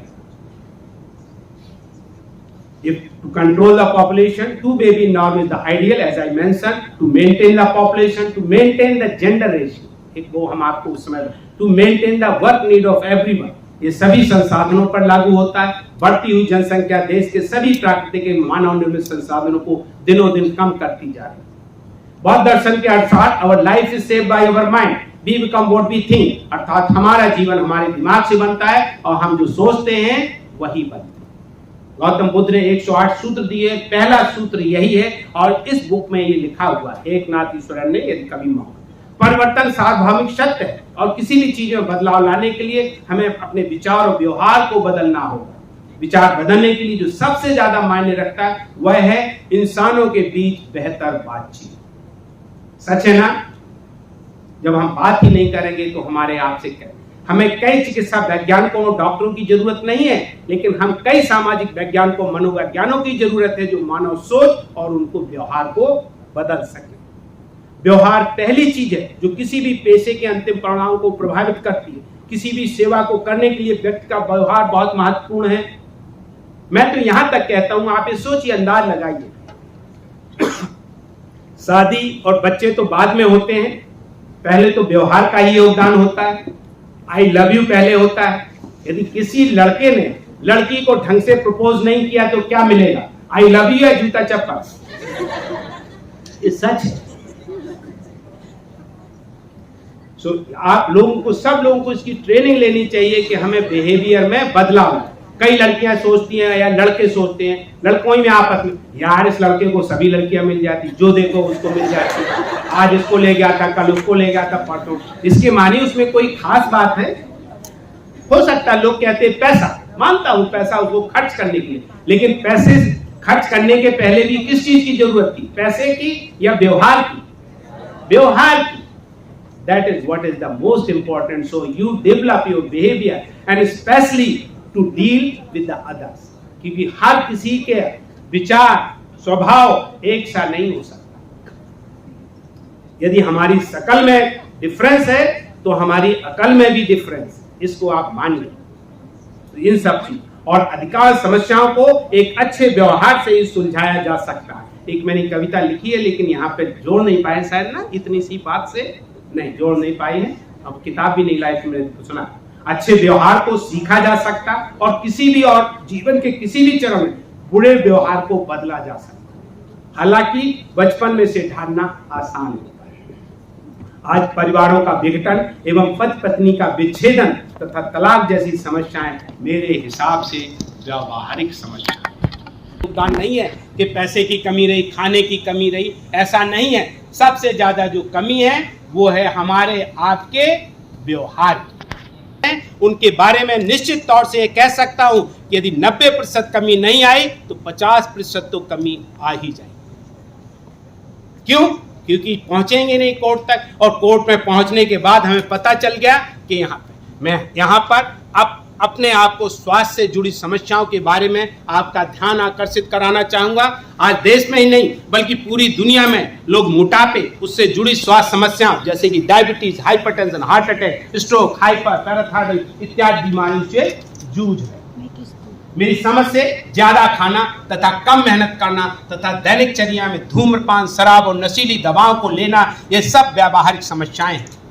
जैसा कि गौतम बुद्ध ने कहा था, कारण है तो उसका निवारण भी है। ये तो पढ़ा होगा, सुना होगा आपने। कारण है ज्यादा खाना, कम मेहनत करना, पूरी नींद न लेना तथा नशीले पदार्थों का उपयोग करना। जिन लोगों का वजन बड़ा हो, मैं आपको कह सकता हूं, कोई गलत अपने आप ही की बात, जिस दिन आपने खाना कम कर दिया वजन आपका कम। खाना खा लिया, यदि हमने काम ज्यादा कर लिया, कैलोरीज को बर्न कर दिया, आपका वजन कम। इनका निवारण है, जैसा कि मैंने एक एक्रोनिम दिया है, वह है DEWS, diet, exercise, work. Not only for me, but for everyone, and it is the same. क्योंकि मैं बात, जिस दिन हमने अपने बिहेवियर में बदलाव ला दिया, हम और आप में बदलाव ला जाएंगे। और मोदी जी इससे जीता जागता उदाहरण। बहुत से लोगों को तो ये लगने लगता होगा जब अमेरिका में जाते, मोदी लगता है अमेरिकन ही प्रेसिडेंट के दोस्त हैं क्या? ऐसा नहीं, वो हर किसी के दोस्त हैं, जिससे के साथ जाते हैं उससे। किसी व्यक्ति की सफलता का व्यवहार, ज्ञान और कौशल तीनों पर निर्भर करती है, और किसी भी सफलता में व्यवहार का 60%, ज्ञान का 30% और कौशल का 10% योगदान होता है। मानव जीवन के सभी चरणों में व्यवहार एक महत्वपूर्ण भूमिका निभाता है। ठगों के बारे में तो सुना होगा आपने, कैसे ठगी कर लेते हैं, या कई लड़कों शादी होने के बाद भी दूसरी और तीसरी शादी कर लेते हैं। उनमें ऐसी क्या खास बात होती है? फिजिकल कांटेक्ट, ब्यूटी नहीं, उनमें सिर्फ जो क्या कहें, शब्द कहें या ना कहें, बस एक यही गुण होता है कि कैसे लोगों को बेवकूफ बनाना। और बिहेवियर को बनाने में और बिगाड़ने में पैसा नहीं लगता। ज्ञान को पाने में, यहाँ एडमिशन लेने में तो आपको पैसे लगे होंगे, कुछ काम करना चाहेंगे तो टूल्स लगेंगे, लेकिन व्यवहार को बनाने बिगाड़ने में कोई पैसा नहीं लगता। दैट इज व्हाट एक जुलू अफ्रीकन कहावत कहती है, उबुंटून गिविंटून जावंटून, अर्थात एक आदमी दूसरे आदमी से, तत्वार्थ सूत्र में लिखा है, परस्पर उपग्रह जीवानाम, अर्थात सभी जीव एक दूसरे पर आधारित है। मेरा मानना है जीवन का आधार ही है सहयोग। मेरा मानना है जीवन का आधार ही है सहयोग। सहयोग के बिना हम सबकी उत्पत्ति नहीं हुई होती, सहयोग के बिना हम सबकी उत्पत्ति नहीं हुई होती, ना ही होता इतना विकास एवं विस्तार। चूंकि मैं एक ऑर्थोपेडिक सर्जन हूं और सड़क दुर्घटनाओं को करीब 40 साल से ज्यादा से देख रहा हूं। अब आप देखिए इसके बारे में, सड़क दुर्घटनाओं में हमारे देश में महामारी का लूप ले रखा है, जिसमें लगभग 50% दुर्घटनाएं युवाओं लोगों में हो, जो कि 15 से 35 साल के लोग होते। मानव संसाधन पृथ्वी ग्रह पर सबसे बड़ा संसाधन है हम सभी को इस संसाधन को बचाने एवं बढ़ाने का प्रयास करना चाहिए। सड़क दुर्घटनाएं हमारे देश की प्रगति में रोड़े का काम कर रही हैं, जिसको कि मैं इस तरह के कई मंचों पर कहता रहता हूं तथा समय समय पर मास मीडिया में भी प्रकाशित होता रहता है। ये देखिए, आपने पांव देख रहे हैं, आपका कहना ठीक है, बड़े दुख की बात है, देखा भी नहीं जाता, लेकिन ये घटनाएं घट रही हैं और आप लोगों को इसलिए बता रहा हूं कि ऐसा किसी के साथ हो जाए तब उसके साथ क्या होगा। जिस लड़के को 5 साल लगे हड्डी को जुड़ने में, आप सोचिए 5 साल कितना बड़ा टाइम होता है, कैसे उसका वक्त गुजरा होगा और कैसे कटा। मेरे द्वारा किए गए एक शोध से पता चला कि 90% सड़क दुर्घटनाएं चालक की लापरवाही के कारण होती, और ये सभी व्यवहारिक समस्याएं हैं जिसमें बदलाव लाया जा सकता है। बहुत बड़ी बात नहीं। 17 साल का बच्चा है, हाईवे पे चला रहा है, 17 साल में ड्राइविंग लाइसेंस मिलना चाहिए? नहीं, मिलता भी है तो नॉन गियर का, हाईवे पे चला रहा है, ये नजीबाबाद का, ठोक दिया गया, दोनों टांगे इसकी टूट गई, इलाज करवाया कहीं पे, सालों साल लग जाती, इसके इन्फेक्शन हुआ, दवाई दी, किडनी फेलियर हो, बच गया बस। मेरा मानना है कि दुर्घटनाओं के मुख्य कारण है नींद का अभाव, नशे का प्रभाव। नशे के प्रभाव में व्यक्ति की बुद्धि भ्रष्ट हो जाती है और विवेक घट जाता है, तो उसे यह भी पता नहीं चलता है कि सड़क पर है या गटर। नशे के प्रभाव में ओवर स्पीडिंग तथा ओवरटेकिंग जैसी आदतें सड़क दुर्घटनाओं में आग में घी का काम करती है। आप किसी के साथ जा रहे हैं, किसी दोस्त के साथ जा रहे हैं, घर बार माँ बाप किसी के साथ जा रहे हैं, उनको आप बताइए, लड़ाई ना लड़िए, प्यार से बताइए कि पापा आप कितनी तेज चला रहे हैं गाड़ी, गिर गए तब क्या होगा।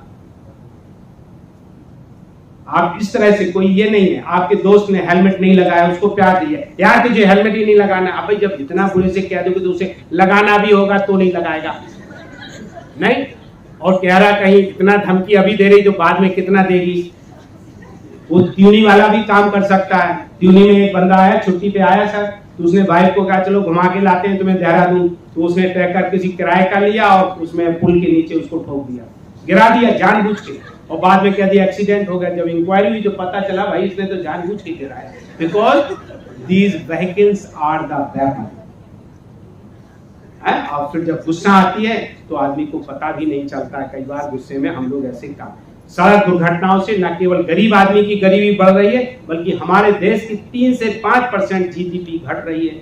हम आपकी किसी के साथ दुर्घटना घट जाए तो हम जो कमा रहे हैं वो तो नहीं कमाएंगे, और इलाज के लिए खर्च और करना पड़ेगा। तो मैं तो मानता हूं हर आदमी गरीब। यह विचार हमारे माननीय परिवहन मंत्री श्री नितिन गडकरी, 3 से 5% जीडीपी घट रही है। आप सोचिए देश में सड़क दुर्घटनाएं घट जाएं। मुंबई से अहमदाबाद जो बुलेट ट्रेन चल रही है उस पर 1 लाख करोड़ का खर्चा है, बन नहीं पाई है। 10 साल हो गए मोदी जी को भी, पैसा एक समस्या, जापानियों ने कुछ मदद भी की थी। लेकिन यदि आप सोचेंगे यदि जिस साल सड़क दुर्घटनाएं कम हो, 0 हो गई, तो हम लोग 6 लाख करोड़ रुपए बचाएंगे सड़क दुर्घटनाओं से केवल, जिसमें एक बुलेट ट्रेन नहीं 6 बुलेट ट्रेन चल सकती है 1 साल के अंदर। That is the value of the money and which we are losing through the road traffic accident. And I am repeating again and again, especially you are the people. You can save yourself as well. You are responsible to save to others.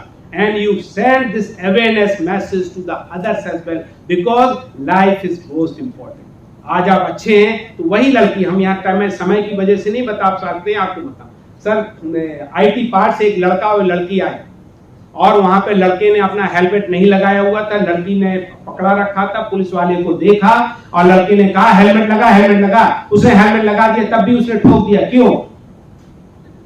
Gas करिए, हाथ उठाइए। उसने उसको उल्टा helmet पहना दिया, जो दिख रहा था वो भी नहीं दिखा, और ट्रक में उसने चला दिया। तो ये काम। और इसके बाद हमारे यहाँ इलाज करवाया, उसके टांग की हुई तो वो लंगड़ा हो गया, और लड़की है वो लूली हो गई।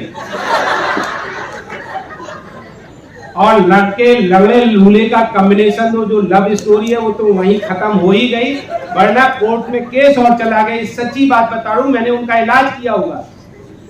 लड़की के माँ बाप कहते हैं लौंडा ले गया, लौंडे के माँ बाप कहते हैं लड़की ले गई। और उसके इन लोगों ने तो एक्चुअली शिकायत लगा दी ट्रक के अगेंस्ट। उसका अंकल बहुत स्मार्ट था, बैंक में एम्प्लॉय था सर, तो उसे पता चला यार ट्रक वाले को क्यों, तो उसके भतीजे को अच्छी तरह से जानता है कि साले इसी का काम होगा, तो वो गया सच में उसने कंप्लेंट कर दी, ट्रक वाले ने ठोक दिया, ट्रक वाला ड्राइवर और ट्रक को सीज हो गए। तब वो गया, तब उसने छुड़वाया। ये सच्ची बात बता रहा हूँ, इसी देहरादून की है। यातायात के नियमों का उल्लंघन करना, जैसे कि ओवरटेकिंग, ओवर स्पीडिंग, ओवरलोडिंग, नशे के प्रभाव में वाहन चलाना, वाहन चलाते समय मोबाइल फोन का इस्तेमाल, ये सब व्यावहारिक समस्याएं। मानते हैं कि नहीं? तो आज आप इस बात पे देख लीजिए कि इन सब चीजों, खास तौर से कोई भी आपका गाड़ी चला रहा है उसे आप कहिए मोबाइल ना चले, इसलिए कि यदि मोबाइल होने के बाद दुर्घटनाओं की ज्यादा होती हो, यदि एक्सीडेंट हो गया मोबाइल के साथ तो 40% डेथ है, ये डेटास कहते हैं। यदि आप मोबाइल, क्योंकि होता क्या है कई बार वो बचाने यार गिर ना जाए, उसी की तरह मोबाइल तो बच जाता है लेकिन खुद गिर जाता है, जो कि मन से उत्पन्न होती हैं, जो व्यवहारिक समस्याएं और चंचल मन के चालकों के व्यवहार को बदलने के लिए एवं उनके मन को नियंत्रण कर आप लोग जैसी शिक्षण संस्थाएं बहुत बड़ा योगदान दे सकती हैं और समाज में बदलाव ला सकती हैं। यही मैंने पिछले जो 2018 में की थे, आसपास के तुला, ये जितने शिवालय, जितनी भी यूनिवर्सिटीज हैं, इनफैक्ट ग्राफी के राव, डॉल्फिन वगैरह में, हम सब में इनमें एक लेक्चर दे चुके हैं। आप लोगों को कभी भी इस तरह का पड़ता है और आपको, तो हम फिर पुनः आ जाएंगे और हम ये कर सकते हैं। सड़क सुरक्षा से संबंधित जानकारी के लिए एक राष्ट्रीय जन जागरूकता अभियान की आवश्यकता है, जिसको हमारी संस्था 2001 से बखूबी निभा रही है और हम करते रहते हैं। हमारी संस्था ने अब तक केवल लगभग 200 से ज्यादा निःशुल्क परामर्श शिविर किए हैं और गढ़वाल पोस्ट में 2001 में जस्ट फॉर द डॉक्यूमेंटेशन के आपको दिखाया गया है। 200 से ज्यादा निःशुल्क जन जागरूकता व्याख्यान कर चुके हैं। 100 से ज्यादा प्रतिष्ठित अंग्रेजी समाचार पत्र पायनियर में अतिरिक्त लिखते ही रहते हैं, से हेल्थ, एजुकेशन एंड न्यूट्रिशन से। आप कभी भी नाम डालिए पायनियर में, कोई ना कोई आपसे संबंधित टॉपिक मिल जाएगा और सिंपल भाषा में लिखते हैं। लैंग्वेज जरूर इंग्लिश है, बट वो भाषा में जो आपको समझ पाए। लेक्चर का भी हमने, कहने को हम अंग्रेजी में बोल सकते थे और समझ गए, थोड़ी बहुत अंग्रेजी आती होगी और आई एम श्योर कि आप लोग भी अंडरस्टैंड कर लेते, लेकिन जो आपने अपनी भाषा में, मातृभाषा में वैसे भी कहते हैं, और हम तो इसके फेवर में हैं। Most of the things should be done in the mother tongue, and specially जब जो ये अपना नेशनल एजुकेशन प्रोग्राम पॉलिसी आई, तो मैंने तो एक आर्टिकल भी लिखा हुआ था कि प्राइमरी से मिडिल एजुकेशन है वो सिर्फ मातृभाषा में होना चाहिए, क्योंकि जब आप एक्सप्रेस नहीं कर पाए, जैसे अभी हमने आपको बताया, लड़के लड़कियां अपनी बात को कह नहीं पाते, ये भी एक कला है। और आपको कहा जाए अंग्रेजी में अपने आप के बारे में बताओ तो आपके लिए मुश्किल होगा ना।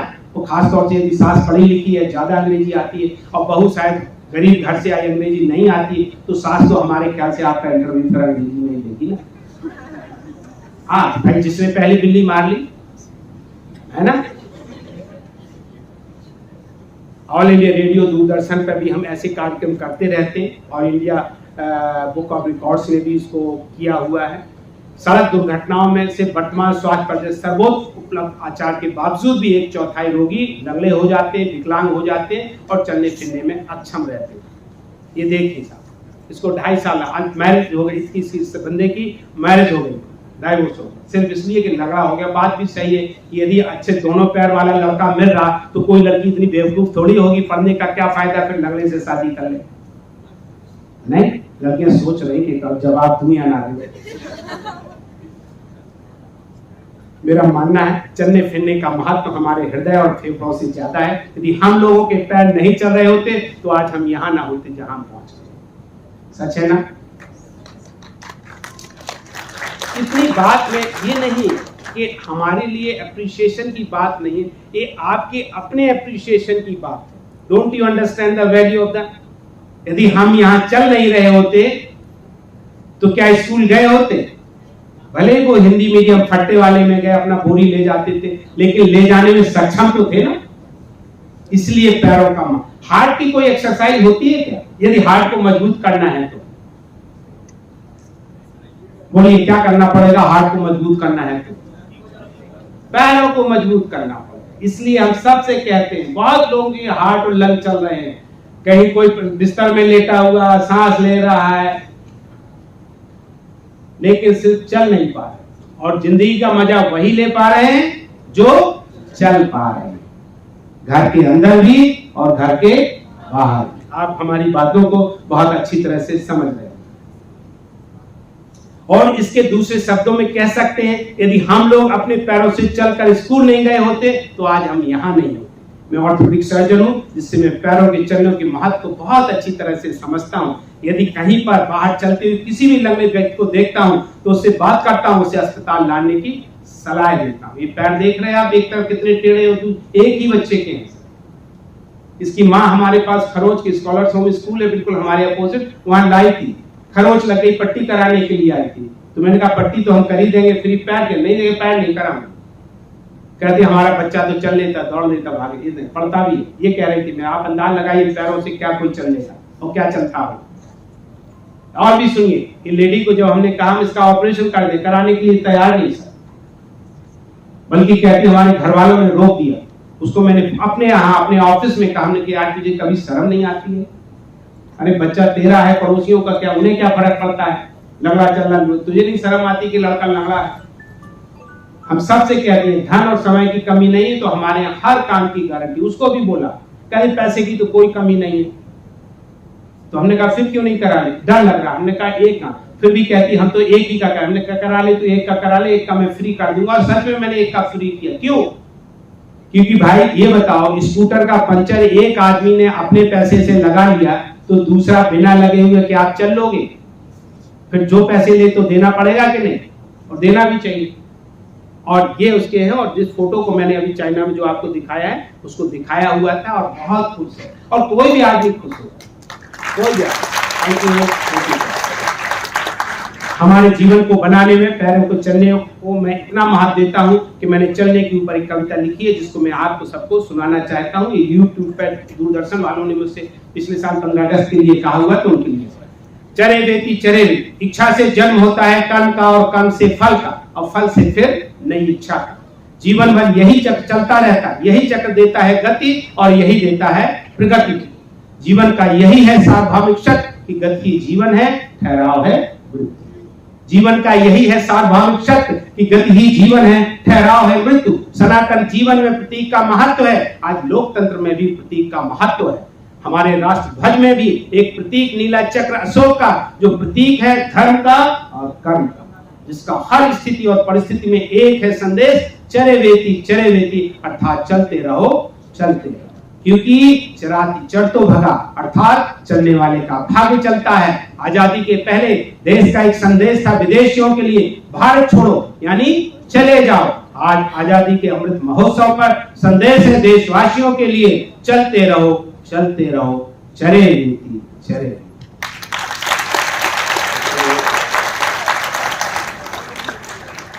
यही हो हम सबका धर्म, यही हो हम सबका कर्म, बड़े हम स्वर्णिम की ओर, जहां हो शांति और समृद्धि, चरे वेती चरे।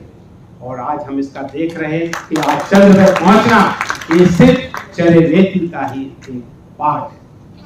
परिवर्तन एक सार्वभौमिक नियम है। मेरा मानना है अगर किसी व्यक्ति विशेष समाज और देश में बदलाव लाने की जरूरत है तो बदलाव लाने के लिए विचारों को बदलने की जरूरत है। हमारे शास्त्रों में लिखा है विचारम परम ज्ञानम, ज्ञानम परम बलम, अर्थात विचार ही परम ज्ञान है और ज्ञान से ही सबसे बड़ी शक्ति है। भीमराव अंबेडकर ने कहा था कि जिस तरह एक पौधे को पानी की जरूरत होती है उसी तरह एक विचार को प्रचार प्रसार की जरूरत होती है, वरना दोनों मर जाते हैं।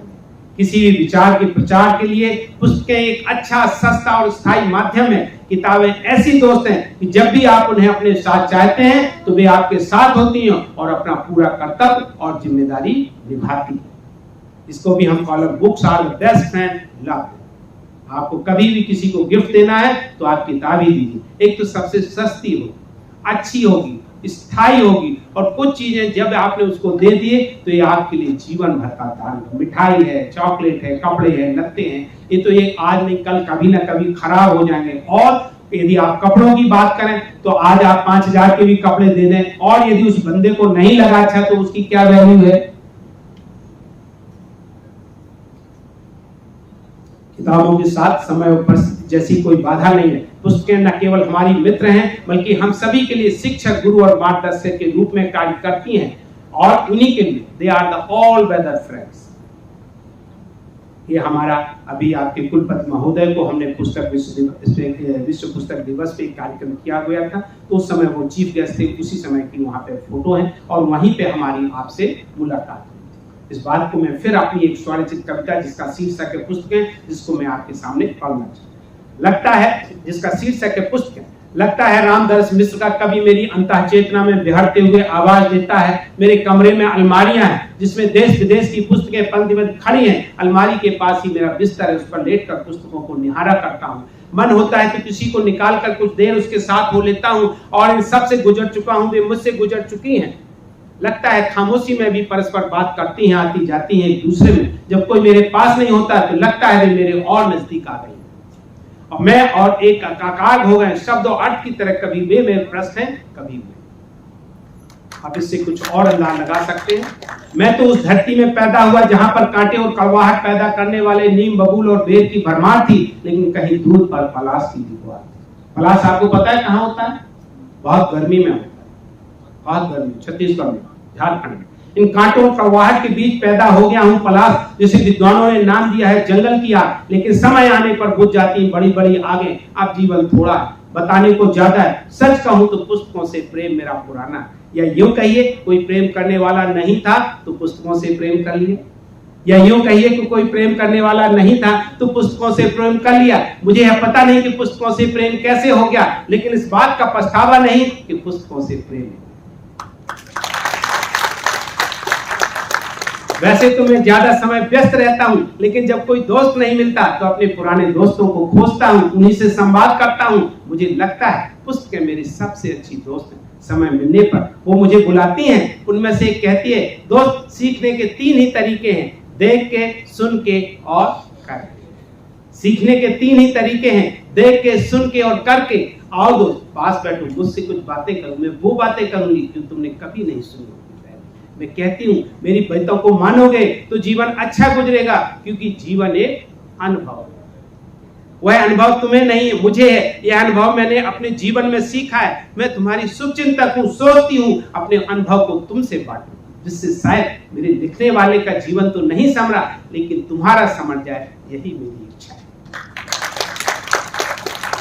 सच तो यह है कि मैंने अपने जीवन में व्यक्तियों से कम, पुस्तकों से ज्यादा सीखा है। पहले मुझे केवल लगता ही था कि पुस्तकें मेरी सबसे अच्छी दोस्त हैं, पर आज मैं अपने अनुभव से आपसे निश्चित तौर पर यही कहूंगा कि व्यक्तियों की तुलना में पुस्तकें सबसे अच्छी दोस्त हैं। दोस्तों से प्रेम करो, पुस्तकों से प्रेम करो। तुम्हारी शुभचिंतक पुस्तक।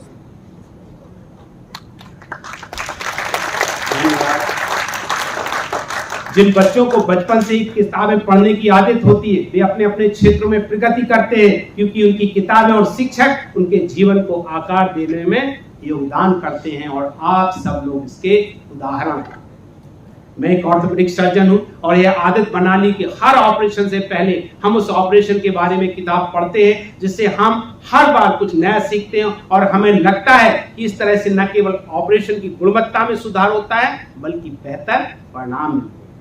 मैं एक बार फिर कहता हूं, आपका विश्वविद्यालय जो हजारों बच्चों को शिक्षा दे रहा है और शिक्षा के माध्यम से राष्ट्र निर्माण में जो योगदान दे रहा है, वह न केवल सराहनीय काम है, बल्कि आप राष्ट्र प्रेम के सिद्धांत को मुखरित कर रहे हो और अपना आचरण आने वाली पीढ़ी को दे रहे हो। महात्मा गांधी जी ने कहा था, प्रकृति हर आदमी की जरूरतों को पूरा करती है, लालच को। लेकिन दुर्भाग्य से हमारे देश में स्वास्थ्य शिक्षा का क्षेत्र वित्तीय लाभ के मकसद से चलाया जा रहा है। आपने देखा, Navi Mumbai DY Patil medical college ₹1.4 crore medical degree India costless. Can you believe it? 1.4 crore. आज गरीब आदमी का बच्चा लोहार, बढ़ई, धोबी, धानुक, मोची, सुनार, छोटे परचूनी वाले, छोटे काम करने वाले, ये माँ बाप सिर्फ सपने देख सकते हैं कि इनके बच्चे डॉक्टर बने, इंजीनियर बने। यदि इस तरह की व्यवस्था चलती रही तो सिर्फ ये केवल सपने देख सकते हैं और सपने कभी पूरे नहीं होंगे। मैं आपको यहाँ पे एक छोटा सा उदाहरण देता हूं, जिसको कि सिर्फ ये काल्पनिक घटना है। एक गरीब आदमी, बूढ़ा आदमी घर में रात में सपने में बहुत हंस खुश के ऐसा खिलखिलाने लगा कि खटिया से नीचे गिर गया। तो उसने देखा सपना क्या था। सपना यह था कि उसका लड़का किसी राजनेता का ऑपरेशन कर रहा है, तो इतना खुशी के मारे खिलखिलाया कि खटिया से नीचे गिर गया। लेकिन जब नीचे गिरा तो उसकी नींद खुल गई, देखा बगल में बच्चा फटे निक्कर में वहीं पर लेटा। तो क्या ऐसा होना चाहिए या हम सबके सपने पूरे होने चाहिए? तो हमारे समाज और हमारे नीति निर्माताओं का ये जिम्मेवारी होनी चाहिए कि हम सबके भी सपने पूरे हों। यदि सपने पूरे नहीं होते तो मैं आगे बताऊंगा उसका क्या होता है। गांधी जी ने यह भी कहा था कि लोकतंत्र को चलाने के लिए वास्तव में तथ्यों का ज्ञान नहीं बल्कि सही शिक्षा की जरूरत है। भारतीय संविधान के निर्माता डॉक्टर भीमराव अंबेडकर ने शिक्षा को सभी नागरिकों को स्थिति में ऊपर उठाने के लिए महत्वपूर्ण साधन के रूप में माना। इसके लिए उन्होंने न केवल शिक्षा को बढ़ावा दिया बल्कि उसकी अपनी विचारधारा में उतारा और कहा, शिक्षित बनो, संगठित रहो और संघर्ष करो। मैं यहां पर कहूंगा, यदि कोई व्यक्ति अंबेडकर के बताए हुए पहले ही मंत्र को समझ लेता है और शिक्षित बन जाता है तो उसे दूसरे मंत्रों की शायद आवश्यकता ही नहीं पड़ती। यदि हमारे भारत का एक विकसित राष्ट्र और विश्व की महाशक्ति बनने का सपना है तो हमें उन सभी विकसित राष्ट्रों के सरल सिद्धांत का पालन करना होगा जिन्होंने प्राथमिक से उच्च शिक्षा पर बहुत अधिक निवेश किया है। यहाँ पर मैं उल्लेख करना चाहूंगा कि हमें न केवल बच्चों के लिए प्राथमिक शिक्षा केंद्रों की आवश्यकता है बल्कि शिक्षकों के उच्च शिक्षण और प्रशिक्षण के लिए भी कई शैक्षणिक संस्थान होने चाहिए, क्योंकि केवल पढ़ा ही पढ़ा सकता है। जॉन डिबी एक अमेरिकी शिक्षक प्रशिक्षण केंद्रों को शुरू करने वाले पहले व्यक्ति थे, क्योंकि उनका विचार था कि केवल सुशिक्षित और प्रशिक्षित शिक्षक ही अपने ज्ञान और कौशल को बच्चों में हस्तांतरित कर सकते हैं। मेरा मानना है योग्य शिक्षक ही सही शिक्षा दे सकते हैं। A farmer is a worth than 1000 reformer, अर्थात एक अच्छा निर्माता एक अच्छा समाज सुधारक से अधिक मूल्यवान होता है। हॉर्समान एक अमेरिकी शिक्षा सुधारक जिन्होंने सार्वजनिक शिक्षा और शिक्षकों का बढ़ावा दिया और उन्होंने कहा कि बच्चों के जीवन में स्कूल के बराबर कुछ भी मायने नहीं रखता। चूंकि आप स्कूल गए हैं इसलिए यहां तक पहुंचे, इसके अलावा कुछ भी मिल गया होता, चाहे माँ बाप ने सोने के कपड़े भी बनवा दिए होते तो भी बहुत कुछ नहीं होने वाला। शिक्षा सभी को समान अवसर देगी। यदि हमें भावी पीढ़ियों को अच्छा नागरिक बनाना है तो अच्छी शिक्षा देनी होगी, जिसके लिए हमारी सरकारों और हमारे समाज को ज्यादा और अच्छे पढ़े लिखे शिक्षक बनाने होंगे, क्योंकि कहा भी गया है पढ़ा ही पढ़ा सकता है। मैंने एक ड्राफ्ट के सिद्धांत का नया विचार दिया है जिसके बारे में यहाँ पर यह कहना चाहूंगा कि ड्राफ्ट के सिद्धांत का पालन करना चाहिए। इसको आप लोग रट ले बेटा, draft DRAFT, D for do, R for write, A for add, F for first, T for time। साधारण सा उदाहरण देता हूं, यदि आप चाय बनाती हैं और चाय बनाने में चीनी की जगह नमक गिर गया तो यदि उसी को हम अच्छे ढंग से देख लेते हैं कि हम चीनी या नमक डाल रहे हैं तो बात अलग, क्योंकि आपको दोबारा बनानी पड़ेगी और समय भी खर्च होगा और संसाधन, क्योंकि किए हुए काम की मरम्मत और फिर से उसी काम को दोबारा करना महंगा पड़ता। अपने पैसे के प्रति ईमानदार और सच्चे रहेंगे, आप जो कुछ भी करते हैं उसमें बेहतर। यदि आप सभी छात्रों को एक अवार्ड की तरह सुझाव है, you do what you love. You do what you love. If not possible, then love what you love. आपकी इच्छा होगी कि मैं डॉक्टर बनूं, आपकी इच्छा होगी मैं फैशन डिजाइन करूं, आपकी इच्छा होगी हम फिल्म एक्ट्रेस बने, फिल्म इंडस्ट्री में, लेकिन अपने कारणों, परिस्थितियों, समय के कारण यदि आप नहीं बन पाए तो इसका आपको दुख नहीं होना चाहिए। जो आपको मिल गया है उसी को आप स्टार्ट लविंग है। प्रोबेबली आप उसमें भी इतना एक्सेल करेंगे, यदि आपकी इच्छाएं इतनी पूरी नहीं हुई तो जो आप करने लगे उनमें भी आप इतना एक्सेल करेंगे कि बाद में आपको इस बात का पछतावा ही नहीं होगा कि हम वहां नहीं। अर्थात आप वही काम चुने जो आप पसंद करते। यदि किसी कारणवश ऐसा नहीं होता तो आप उसी काम को पसंद करने लगे जो आपको मिला। यदि ऐसा होगा तो आपका जीवन अच्छा एवं शांतिप्रिय गुजरेगा, नहीं तो आपके मन में हमेशा महाभारत चलता रहेगा जिसका अंततोगत्ता परिणाम विनाशी होगा। Therefore, do good and be good, क्योंकि आपको अच्छा बनने के लिए अच्छा करना पड़ेगा और अच्छा करने के लिए अच्छा बनना पड़ेगा। यदि आप अच्छा व्यवहार नहीं है तो आप अच्छा काम नहीं कर सकते, और यदि आपका अच्छा काम नहीं है तो आपका व्यवहार में भी बदलाव नहीं है। मैं तो कहूंगा आत्मनिर्भर भारत का मूल मंत्र होना चाहिए, जैसा कि मैंने पहले बताया, सबको भोजन, शिक्षा और स्वास्थ्य, वह भी अच्छा और सस्ता। मेरी समझ से जब तक ऐसा नहीं होगा तब तक आत्मनिर्भर भारत का सपना दूर की कौड़ी होगी। इसलिए हमारे देश के नीति निर्माताओं का लक्ष्य होना चाहिए कि हर बच्चे को भोजन, शिक्षा और स्वास्थ्य मिले, वो भी सस्ता और अच्छा। अंत में मैं उत्तरांचल टेक्निकल यूनिवर्सिटी देहरादून के आयोजकों, खासतौर से कुलपति महोदय को, जिन्होंने मुझे यहाँ आमंत्रित कर आपके सामने अपने विचार व्यक्त करने का अवसर दिया, और विद्यार्थियों एवं अभिभावकों, विश्वविद्यालय के शिक्षकों, सभी कर्मचारियों ने जिसने तन्मयता से हमारे विचारों को सुना, उसके लिए मैं भारतीय ज्ञानपीठ द्वारा प्रकाशित अपने प्रथम काव्य संग्रह उपहार संदेश का की कविता सपने हमारे और आपके माध्यम से धन्यवाद और शुभकामनाएं देना चाहता हूं। हमारे और आपके, यह कविता क्रिया नहीं बल्कि प्रतिक्रिया है। एक कवि कहते हैं, कैसे कटती उनकी रातें जो सपने नहीं देखते। एक कवि कहते हैं, कैसे कटती उनकी रातें जो सपने नहीं देखते। मैं कहता हूं, कैसे कटते उनके दिन जो सपने नहीं देखते। सपनों को देखना सीखो, रात के नहीं बल्कि दिन के भी। रात के सपने तो अनायास आ जाते हैं, लेकिन दिन के सपनों को तो बुलाना पड़ता है, और रात के सपने कम ही पूरे होते हैं, दिन के अधिकांशतः। कवि कहते हैं, सपने होते हैं आकाश की तरह अनंत, क्षितिज की तरह अजनबी।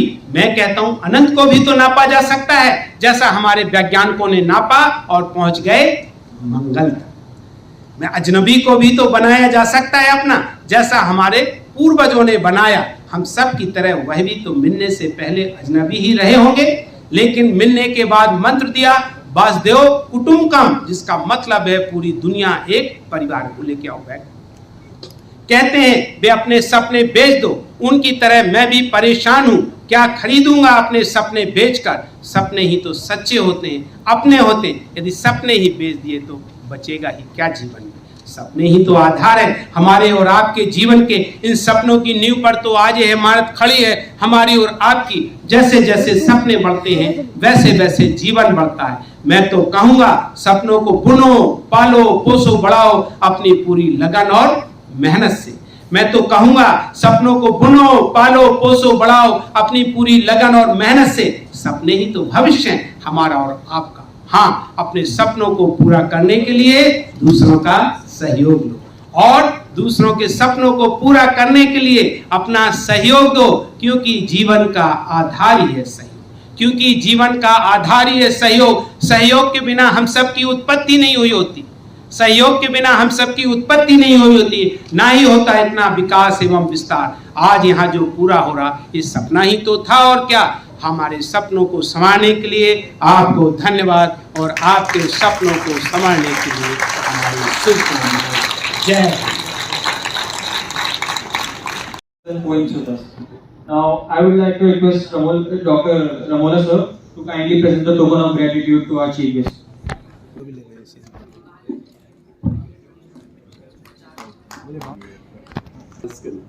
शायद बीकेएस संजय सर से हमने यही सीखा, और मेरे हिसाब से तो मैं ये कहूंगा कि आप एक व्यक्ति नहीं, एक विश्वविद्यालय है अपने आप में। जितना कुछ आपने सार रूप में यहाँ पर हमारे साथ साझा किया है, वो शायद जीवन भर, जीवन पर्यंत हजारों लोगों के अनुभवों में भी शायद ना आ पाए। ऐसा ज्ञान, ऐसा अनुभव आपने आज साझा किया है, और ऐसे व्यक्तित्व जो एक ऑर्थोपेडिक सर्जन होने के बाद भी जिनके अंदर दूसरों के लिए पीड़ा है, जिनके लिए एफोर्डेबल एक्सीलेंस के लिए, जिनके लिए एक कोई भी पीड़ित और उपेक्षित व्यक्ति है उसके लिए एक अच्छा जीवन उसको कैसे मिले, उसके लिए एक पीड़ा है।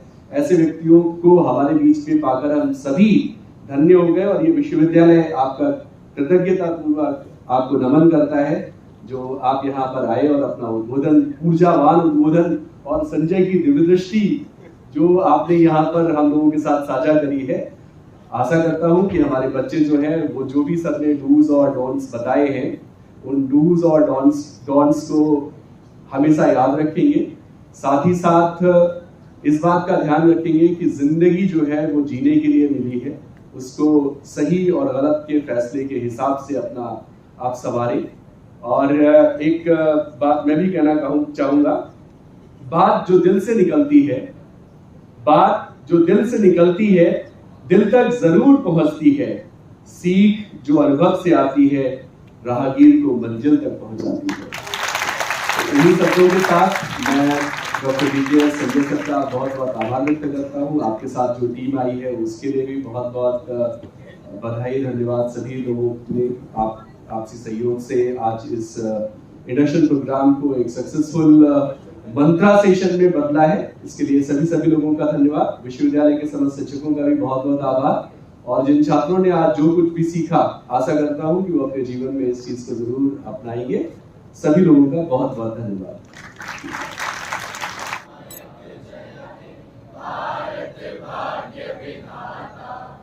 पंजाब सिंध गुजरात मराठा द्राविड़ उत्कल बंगा, विंध्य हिमाचल यमुना गंगा, उज्जल जलधि तरंगा, तव शुभ